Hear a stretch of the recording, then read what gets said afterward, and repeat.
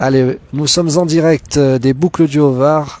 Deuxième étape des Boucles du Haut-Var, ce rendez-vous incontournable, course à étape de début de saison ici dans le Var, organisé par le Vélosport Hiérois. Et je suis avec Elliot Ferguson, coureur de l'équipe ASPTT Nancy, plutôt dans le nord-est de la France, mais coureur québécois à l'origine.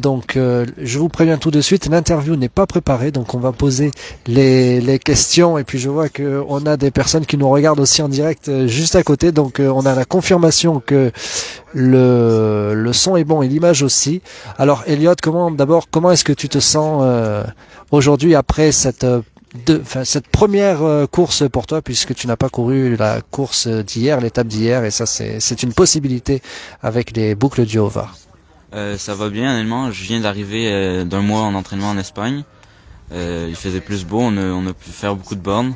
Maintenant, c'est plus s'habituer à l'intensité, aux relances, puis aussi juste le positionnement et manier le vélo dans le peloton qu'il faut se réhabituer. Mais honnêtement, c'était bien. On n'a pas eu nécessairement le résultat qu'on s'attendait, mais c'est pas grave parce que on est qu'à le début. Et nous personnellement, on n'a pas des objectifs très hauts pour cette course. On est plutôt là pour vraiment se remettre dedans. Et après le reste de la saison, on va voir. D'accord. Alors toi tu es québécois, tu vis au Québec et tu es venu en Europe et en France plus précisément pour faire du vélo. D'abord puisque nous ne connaissons pas vraiment comment ça se passe au Québec, mais on sait qu'il y a beaucoup de neige et j'ai entendu parler justement que les Québécois s'entraînaient 6 mois dans l'année sur la route et 6 mois sur home trainer. Est-ce que c'est vrai? Plus ou moins, ouais. Ça tout dépend des années. Par exemple, cette année, on a pu rouler dehors presque jusqu'en décembre. Il faisait froid, mais s'il neige pas, les routes sont dégagées, on peut y aller, il faut juste mettre plusieurs couches. Après, on est chanceux parce que proche de Montréal, d'où je viens, il y a un vélodrome qui a ouvert il y a près de 2 ans. Ça nous aide à faire du volume autre que sur le trainer. Et sinon, c'est beaucoup de Zwift à l'intérieur, mais tu vois, on s'adapte. Il y a même des centres d'entraînement qu'on fait plusieurs à la fois du trainer. On se motive, on met de la musique, puis ça fait un peu partie de notre culture, si on veut dire. Puis je dirais que c'est un peu moins que 6 mois. On est chanceux. D'habitude, c'est mi-novembre jusqu'à mi-avril. Donc, c'est pas tant pire.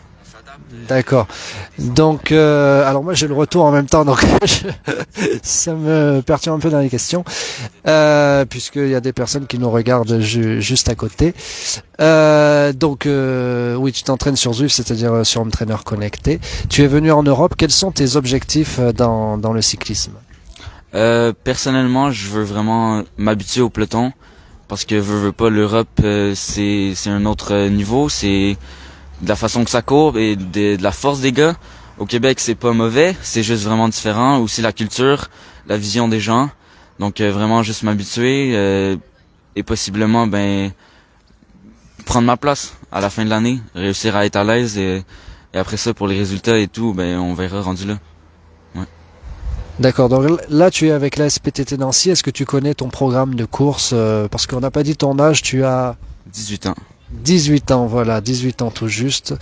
Donc oui, ton programme de course, est-ce que tu le connais déjà? Est-ce que ça sera principalement en France?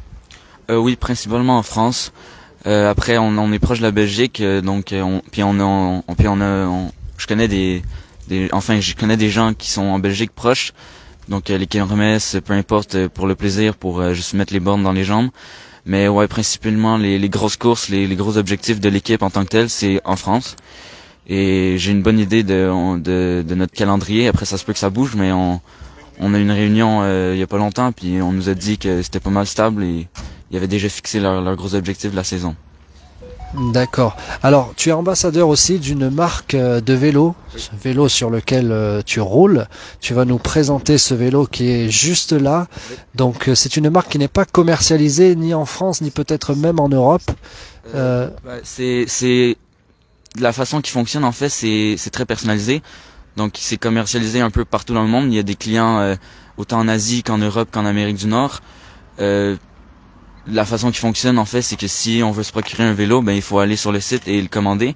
Et c'est beaucoup personnalisé, c'est fait en contact avec les gens. C'est pas un modèle qu'on achète en boutique.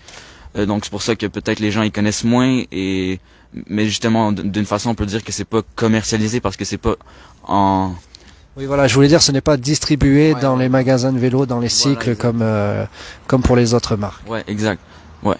Mais ce n'est pas plus dans les boutiques au Québec, c'est vraiment plus personnalisé comment ils fonctionnent avec leurs commandes. D'accord, donc personnalisation en ligne.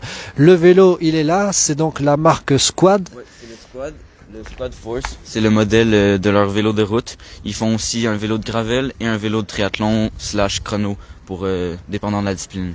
D'accord, donc là c'est le modèle route puisque cette étape c'était une étape en ligne et en circuit, donc le Squad Force. Et puis on peut voir ici ton nom, Elliot Ferguson. Donc cadre en carbone bien sûr, frein à disque, dérailleur électronique. Et ensuite donc pour les braquets, alors Dura Ace je vois, et puis Moi j'ai pas mon plateau, ouais, à cause de Shimano il y a des livraisons. d'accord. Les livraisons Donc, est plus long mais je vais avoir un 54.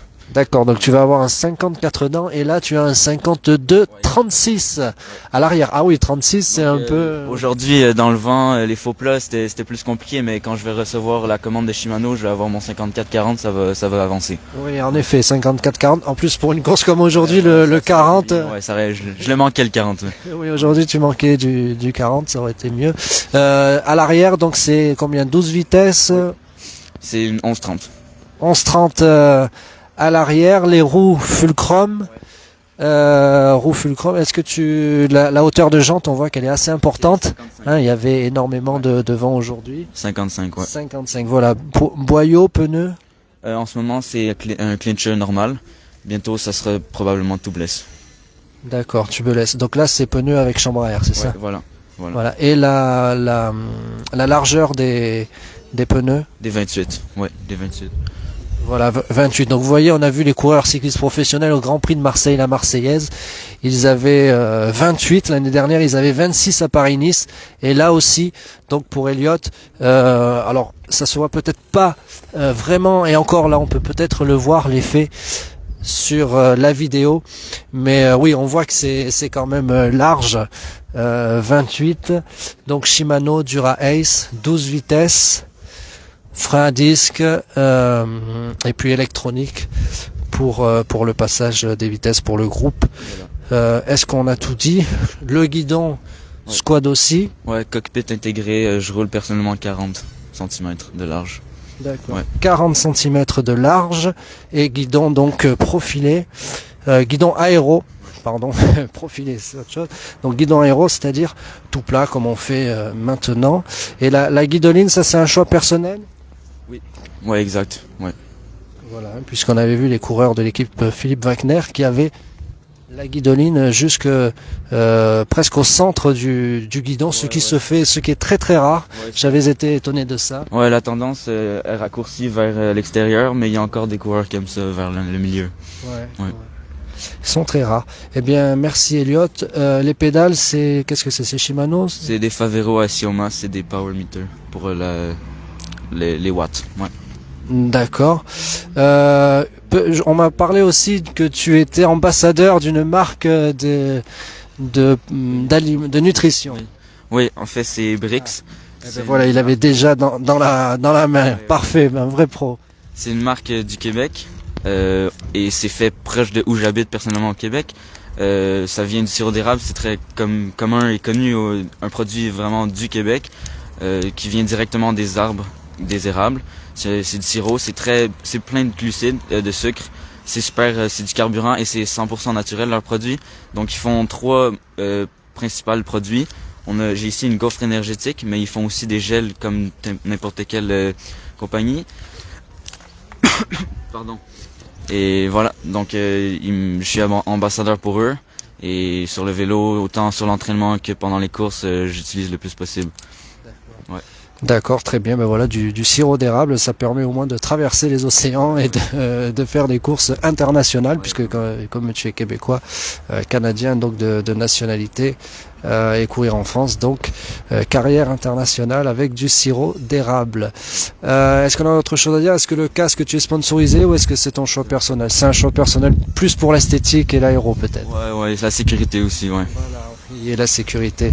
Bien sûr, je crois que nous avons tout dit. Donc, Elliot, on te remercie. Et pour découvrir d'autres vidéos de ce genre, bien sûr, n'hésitez pas à vous abonner à Cyclisme Attitude. Et on remercie encore Elliot Ferguson.